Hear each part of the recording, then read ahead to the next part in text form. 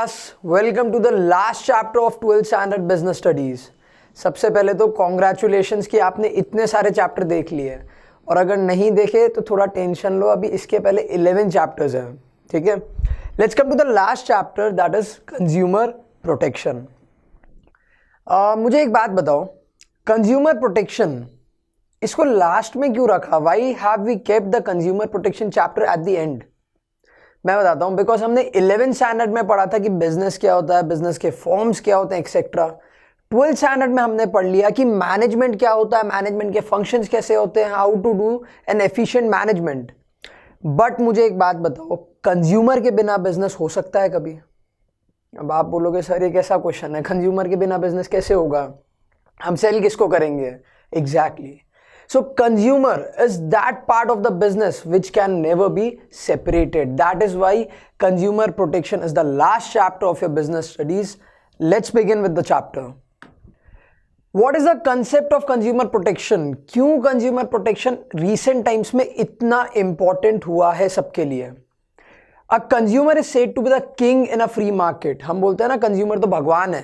Consumer क्या है? Consumer is the king. The earlier approach of caveat emptor, which means let the buyer beware, has now been changed to caveat venditor, which means let the seller beware. मैंने अभी आपको क्या बताया? Present day market में, in the current day market, consumer is the king, consumer भगवान है, customer भगवान है। अर्लियर अप्रोच क्या था?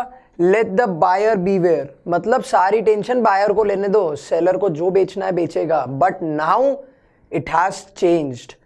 Now the current meaning is let the seller beware. That means consumer protection कुछ acts ऐसे हैं जिन्होंने seller को इतना pressure में डाला है that the seller has to beware.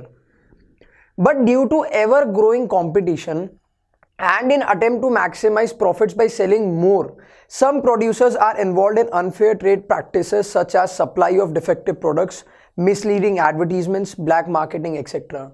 Profit किसको नहीं कमाना? आई थिंक सबको कमाना है, बट एथिकल होना बहुत जरूरी है।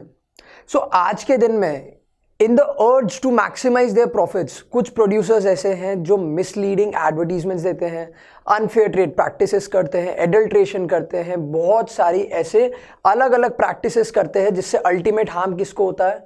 To the consumers. ठीक है, सो इसके लिए कंज्यूमर प्रोटेक्शन बना था। Why was consumer protection made? To save the consumers from all these kind of unfair trade practices. Therefore, there is a strong need for consumer protection. Consumer protection की बहुत जरूरत है। क्यों? Because ऐसे कुछ लोग हैं जो आज भी unfair trade practices करते हैं। What is the meaning of consumer protection? Simple है, to protect the consumers, right? Consumer protection refers to the act of providing adequate protection to consumers against the unscrupulous, exploitative and unfair trade practices of manufacturers and service providers. ठीक है, consumer protection का मतलब क्या? अभी मैंने क्या बताया in simple terms? Protect करो कंज्यूमर्स को।